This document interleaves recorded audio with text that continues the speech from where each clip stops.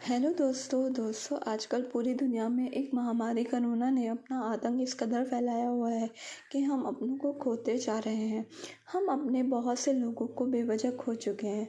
मैंने भी बहुत से अपनों को खो दिया है।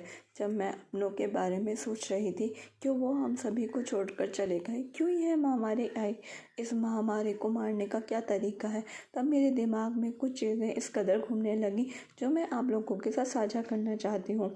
मुझे नहीं पता मैं कितना सही और कितना गलत हूँ, पर हो सकता है यह भी एक उपाय हो जितना मुझे समझ आ रहा है। वैसे तो हमारे डॉक्टर्स और वैज्ञानिक अपनी पूरी कोशिश कर रहे हैं इस महामारी को हराने की, और वह सफल भी हो रहे हैं। मैं उनकी प्रशंसा करती हूँ और अपने विचारों को एक बार आप सभी के साथ साझा करना चाहती हूँ। मैं भी अपना एक छोटा सा योगदान देना चाहती हूँ।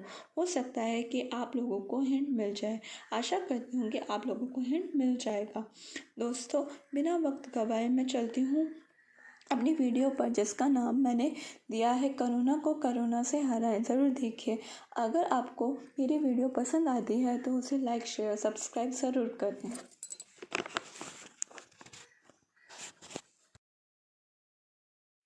दोस्तों, यहाँ पर सी का मतलब कार्बन डाइऑक्साइड है। दुनिया में बढ़ते प्रदूषण के खतरे की अनदेखी के दुष्परिणाम हम देखने लगे हैं। हम दुनिया के कई क्षेत्रों में जलवायु परिवर्तन का विकराल रूप देख रहे हैं। ध्रुवों पर ग्लेशियर का पिघलना, जंगलों में भीषण आग, हमारे बढ़ते कार्बन उत्सर्जन के खतरे हमें बार बार आगाह करने लगे हैं। कार्बन डाइऑक्साइड का बढ़ता स्तर न केवल जलवायु बल्कि हमारी सोचने की क्षमता को भी नुकसान पहुंचा सकता है। जिस तरह से हमारे वातावरण में कार्बन डाइऑक्साइड का स्तर बढ़ रहा है, उससे लगता है कि आने वाले समय में यह अपेक्षा से अधिक हानिकारक हो सकता है। ये स्तर घर के अंदर और बाहर दोनों जगहों तेजी से बढ़ रहा है। इसका असर हमारी निर्णय लेने की क्षमता पर भी पड़ेगा। सदी के अंत तक हमारे इंडोर कार्बन डाइऑक्साइड का स्तर 1400 ppm यानी कि पार्ट्स प्रति मिलियन तक पहुंच जाएगा। यह आज के घर के बाहर के स्तर से 3 गुना अधिक है और मनुष्य ने अभी तक इसका अनुभव नहीं किया है। दोस्तों, आइए अब हम इसका एक एग्जाम्पल देख लेते हैं। एक इमारत में CO2 के स्तर को बदलने में वेंटिलेशन एक महत्वपूर्ण भूमिका निभाता है, लेकिन कभी कभी स्थिति ऐसी हो जाती है कि ताज़ी हवा इतनी नहीं होती कि वह CO2 को घोलकर उसे हल्का कर दे। कभी कभी वेंटिलेशन सही न होने पर CO2 की मात्रा भी बढ़ने लगती है। जब हम अधिक CO2 वातावरण में सांस लेते हैं तो हमारे रक्त में CO2 का स्तर भी बढ़ जाता है, जिससे शरीर में ऑक्सीजन की मात्रा कम हो जाती है और हमारे मस्तिष्क में ऑक्सीजन भी पहुंच जाती है। यह तंद्रा, बेचैनी और चीज़ों को समझने की क्षमता की कमी का कारण बन सकता है। इसे निपटने का सबसे अच्छा तरीका जीवाश्म ईंधन उत्सर्जन को कम करना होगा। इसके लिए हम सभी को विश्व स्तर पर काम करना होगा। दोस्तों, आर का मतलब यहाँ रिलैक्सिंग माइंड एंड बॉडी है। दोस्तों, आजकल की भागती कंपटीशन भरी दुनिया में हम सभी को आराम मिल ही नहीं पा रहा था। सभी इंसान एक दूसरे से आगे निकलने की होड़ में लगे थे, जिसका परिणाम आज हम सभी देख रहे हैं। हमारी बॉडी और दिमाग को आराम चाहिए। इसके कुछ उपाय मैं आपको यहाँ बता रही हूँ। यह कोरोना से लड़ने में हमारी मदद करेगा। गहरी सांस लेना, एक पल के लिए इसे रोक कर रखें और फिर सांस छोड़ें। अधिक आराम महसूस करेंगे। ब्रीथिंग एक्सरसाइज आराम करने का एक तरीका है। यहाँ आप अपने मन और शरीर को आराम देने के विभिन्न तरीकों के बारे में जानेंगे। तनाव मुक्त रहना तनाव को कम करने में मदद कर सकता है। यह चिंता, अवसाद और नींद की समस्याओं को भी दूर कर सकता है। आराम करने का अर्थ है मन, शरीर या दोनों को शांत करना। आराम करने से आपका मन शांत हो सकता है और आप शांत महसूस कर सकते हैं। जब आप आराम करते हैं तो आपका शरीर भी प्रतिक्रिया करता है। उदाहरण के लिए, आपकी मांसपेशियां कम तनावपूर्ण और अधिक लचीली हो सकती हैं। आराम करने के विभिन्न तरीके हैं। एक या अधिक तरीके आपको शांत करने और शांति महसूस करने में मदद कर सकते हैं।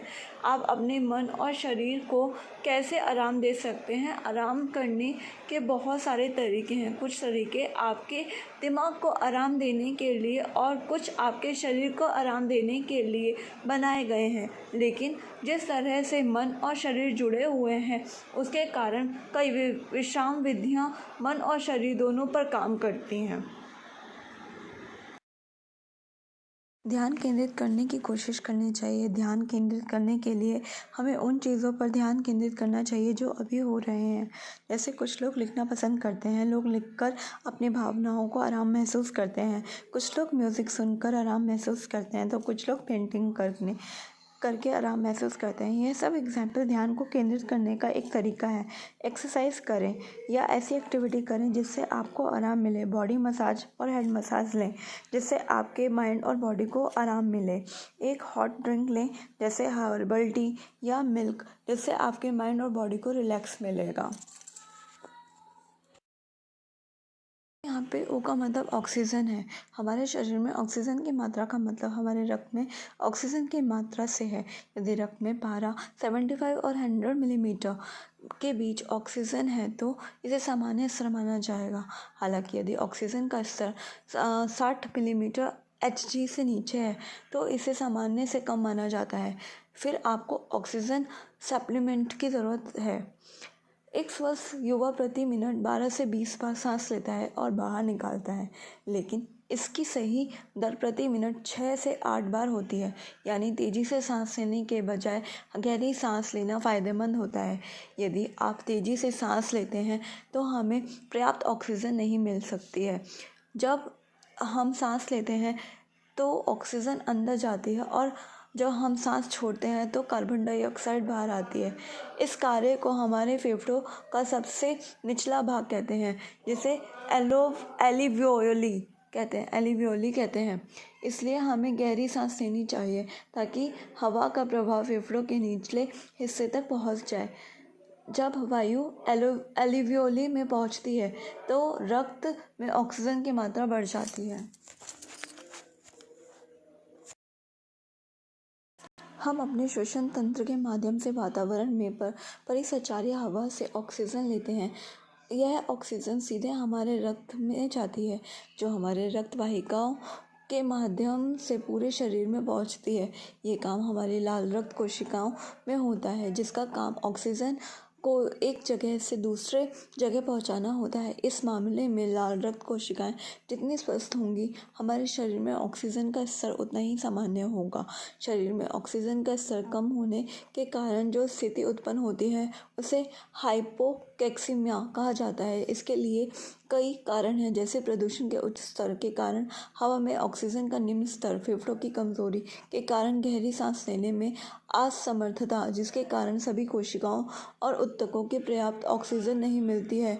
इसलिए रक्त प्रवाह इतना मजबूत नहीं होता है ताकि वह फेफड़ों से ऑक्सीजन ले सके और पूरे शरीर में भेज सके। इसके कारण भी हैं, जैसे अस्थमा, हृदय रोग, फेफड़ों से संबंधित रोग, निमोनिया, रक्त का थक्का जमना, छाती में हवा या गैस की उपस्थिति के कारण फेफड़े का संकुचन, फेफड़ों में तरल पदार्थ की अधिक मात्रा, गहरी नींद की कमी जैसी समस्याओं के कारण रक्त वाहिका, नींद, दर्द की दवा का अत्यधिक उपयोग आदि यह इसके कारण हो सकते हैं।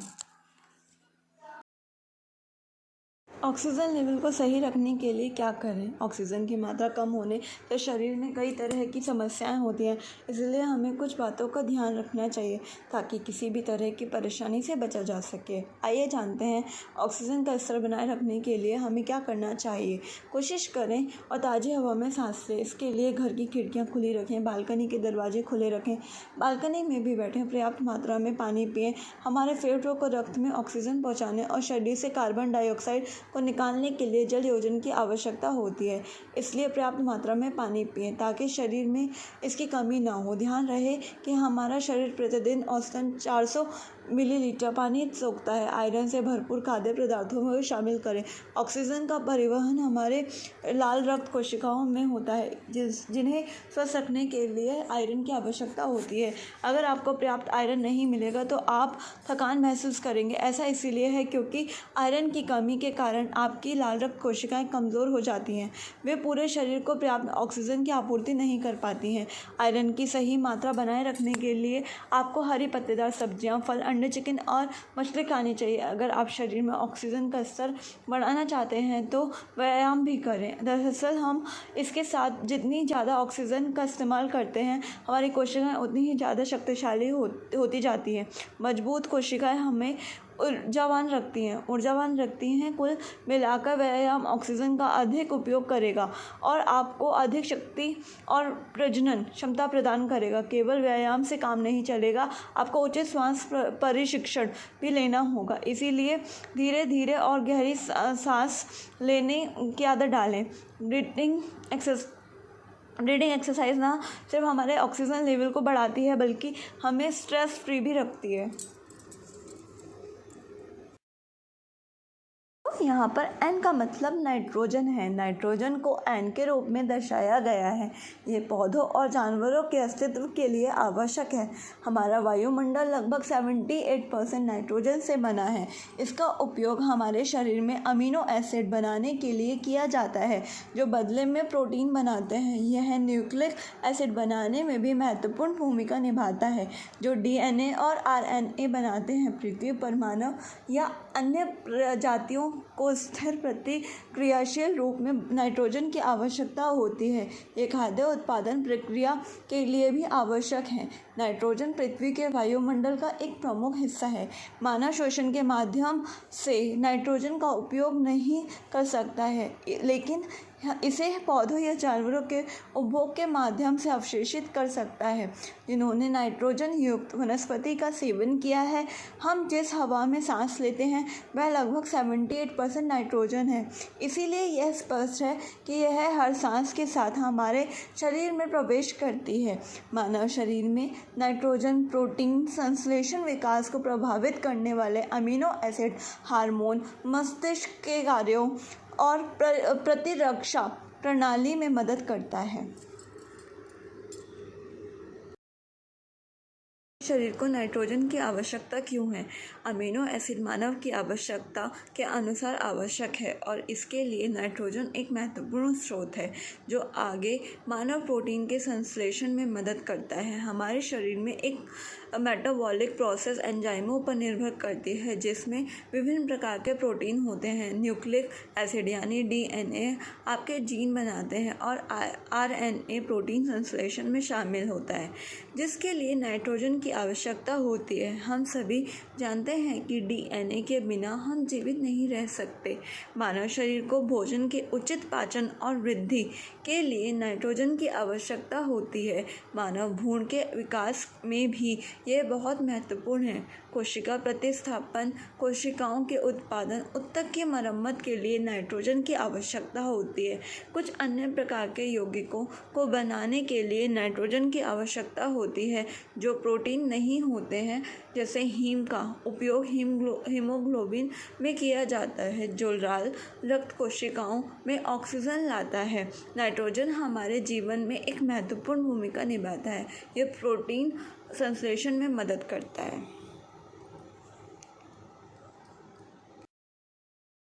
दोस्तों यहाँ पर ए का मतलब एयर है। वायु प्रदूषण आपके दिमाग और आँखों दोनों को प्रभावित करता है। मानव वायु प्रदूषण के कारण स्ट्रोक, डिमेंशिया जैसे मस्तिष्क रोगों का कारण बनता है, जबकि आँखें कंजक्टिवाइटिस और मोती के काटने जैसी बीमारियों का शिकार हो सकती हैं। आँखों से एक हिस्सा वायु प्रदूषण दिल और फेफड़ों के लिए सबसे खतरनाक है। इससे heart attack, hypertension, heart failure और अस्थमा जैसी गंभीर बीमारियाँ हो सकती हैं। यह फेफड़ों के कैंसर का कारण भी बन सकता है। वायु प्रदूषण के कारण हमारा लीवर कैंसर का शिकार हो सकता है। मनुष्य भी एनीमिया का शिकार हो सकता है। वायु प्रदूषण से गैस्ट्रिक कैंसर, कोलेस्ट्रॉल कैंसर और पेट के अन्य रोग हो सकते हैं। वहीं किडनी कैंसर बीमारियां भी इनका शिकार हो सकती हैं। लगातार खराब हवा में रहने का एक बुरा परिणाम यह है कि इससे गठिया रोग हो सकता है। इसके अलावा फ्रैक्चर का खतरा बढ़ सकता है। वायु प्रदूषण से सबसे ज़्यादा प्रभावित नाक और त्वचा है। यह नाक की एलर्जी और झुर्रियाँ, पित्ती और अन्य त्वचा रोग भी पैदा कर सकते हैं। इसीलिए हमें वायु प्रदूषण को कम करना चाहिए। हमें स्वस्थ रहने के लिए ताज़ी हवा की बहुत ज़रूरत है, इसीलिए हमें वायु प्रदूषण को ख़त्म करना होगा। ताज़ी हवा के कुछ फ़ायदे हैं। जब सूरज चमक रहा होता है तो आप आमतौर पर खुश महसूस करते हैं और अधिक समय बाहर बिताना पसंद करते हैं। ताज़ी हवा प्राप्त करने के कई फ़ायदे हैं। यह आपको शारीरिक और मानसिक तनाव को नष्ट करने और सुधारने में मदद कर सकता है। ताज़ी हवा आपके पाचन तंत्र के लिए अच्छी है। ताज़ी हवा ऑक्सीजन के प्रवाह को बढ़ाती है, जो आपको भोजन को अधिक प्रभावी ढंग से पचाने में मदद करती है। इसीलिए यह विशेष रूप से मदद करेगी यदि आप अपना वज़न कम करने की कोशिश कर रहे हैं, तो ताज़ी हवा बहुत महत्वपूर्ण है। ताज़ी हवा रक्तचाप और हृदय गति में सुधार करने में मदद करती है। प्रदूषित वातावरण से बचें, खासकर यदि आपको अपने रक्तचाप में सुधार करने की आवश्यकता है। व्यस्त यातायात से दूर रहें, क्योंकि प्रदूषित कार के धुएं में ऑक्सीजन की ज़रूरत के लिए शरीर को अधिक मेहनत करने की आवश्यकता होती है। ताज़ी हवा आपको खुश करती है। आपको जितनी ताज़ी हवा मिलेगी उतनी ही ज़्यादा आप सांस लेंगे, जिससे हैप्पी हार्मोन की मात्रा बढ़ेगी, जिससे आप खुश होंगे। ताज़ी हवा आपकी प्रतिरक्षा प्रणाली को मजबूत बनाती है। हमें मिलने वाली ताज़ी हवा की मात्रा में वृद्धि से ऑक्सीजन की मात्रा बढ़ेगी, जो बैक्टीरिया और कीटाणुओं से लड़कर और मारकर हमारी श्वेत रक्त कोशिकाओं को ठीक से काम करने में मदद करती है। ताज़ी हवा आपके फेफड़ों को साफ करती है। आप ऑक्सीजन से ज़्यादा फेफड़ों को पतला करते हैं, इसीलिए ताज़ी हवा फेफड़ों की सफाई में सुधार करती है। जब आप ताज़ी हवा में अपने शरीर से विषाक्त पदार्थों को बाहर निकालते हैं, ताज़ी हवा आपको अधिक ऊर्जा और तेज़ दिमाग देती है। आपने देखा होगा, बाहर समय बिताने के बाद आप घर के अंदर तेज़ तरार महसूस करते हैं और शायद काम पर वापस जाने के लिए भी तैयार होते हैं। अधिक ऑक्सीजन मस्तिष्क के कामकाज में सुधार करती है, आपके एकाग्रता कौशल में सुधार करती है और आपको अधिक ऊर्जा देती है। इसके अलावा बाहर निकलने से आपको सूरज से विटामिन डी भी मिलता है, जिससे हमारे हड्डियों, दांतों और अन्य को मजबूत करता है। तो दोस्तों, फ्रेश एयर हमारे लिए बहुत ज़रूरी है।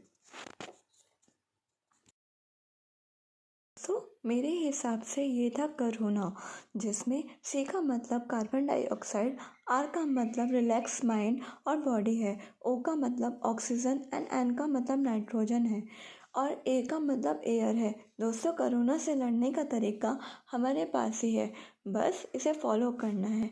आइए मैं बताती हूँ। हमें आजकल ऑक्सीजन की ज़रूरत है, जिसके लिए हम ऑक्सीजन सिलेंडर का प्रयोग कर रहे हैं, जो अभी अवेलेबल भी नहीं है ज़्यादा मात्रा में, जिससे जान जा रही है। पर दोस्तों, हमारे पास तो गॉड गिफ्टेड ऑक्सीजन है, जो है हमारे पेड़ पौधे, जो ऑक्सीजन देते हैं और इससे हमें ऑक्सीजन सिलेंडर की ज़रूरत भी नहीं पड़ेगी। दोस्तों, स्वस्थ लोगों को लॉकडाउन किया जा रहा है, जो सही भी है, जिससे हम सभी ठीक रहेंगे और हम सब घर पर रहकर सुरक्षित भी रहेंगे और हम होते भी हैं। पर दोस्तों, जो पेशेंट हैं, हम उन्हें हॉस्पिटल में एडमिट कर रहे हैं, जिससे पेशेंट की भीड़ हॉस्पिटल में बढ़ रही है। अगर सभी बीमार लोग एक साथ मिल जाएं तो वो लोगों को ही तो ख़त्म करेंगे ना। जैसे एग्जाम्पल देखते हैं, अगर एक कमज़ोर आदमी है, अगर उस पर कोई पावरफुल आदमी अटैक करेगा तो कमज़ोर आदमी तो मर ही जाएगा ना। ठीक उसी तरह वो कमज़ोर आदमी हम हैं और पावरफुल आदमी करोना है। जब करोना पेशेंट की भीड़ एक साथ एक जगह पर होगी तो वो लोगों को ही तो मारेगा ना। तो दोस्तों, उससे लड़ने के लिए हमें हमारे पास जो जो प्राकृतिक साधन है, जैसे खेत, जहाँ हम फ्रेश एयर भी मिलेगा, जहाँ हमें फ्रेश एयर भी मिलेगा और फ्रेश ऑक्सीजन भी, जिससे हम कोरोना से ही हरा सकते हैं। तो हमें पेशेंट को हॉस्पिटल में नहीं बल्कि फ्रेश एयर में, जहाँ पेड़ पौधे हो, वहाँ ले जाना चाहिए, जिससे हम अपनों को बचा सकें और कोरोना को हरा सकें। मुझे आशा है कि आपको मेरी बात समझ आ गई होगी। तो दोस्तों, मेरे हिसाब से कोरोना को हम ऐसे हरा सकते हैं। आपकी क्या राय है, मुझे कमेंट करके ज़रूर बताएं, जिससे मुझे पता चले कि मैं कितना सही और कितना गलत हूँ। चलो दोस्तों, मुट्ठी बंद दिखाना है, कोरोना को हराना है, अपनों को बचाना है, एक सुरक्षित स्वस्थ देश हमें बनाना है। थैंक यू एवरीवन मेरे चैनल को देखने के लिए।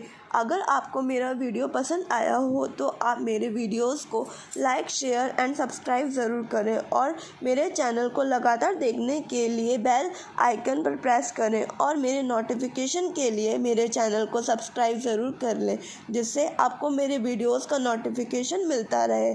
और आपको मेरी वीडियो कैसी लगी वो भी आप मुझे कमेंट बॉक्स पर बताएं, जिससे मैं अपने आप को और भी इम्प्रूव कर सकूं और आपके लिए और अच्छी और नॉलेजेबल वीडियोस बना सकूं। इसीलिए प्लीज़ आप जल्दी से मेरे चैनल को सब्सक्राइब कर लीजिए। Thank you everyone.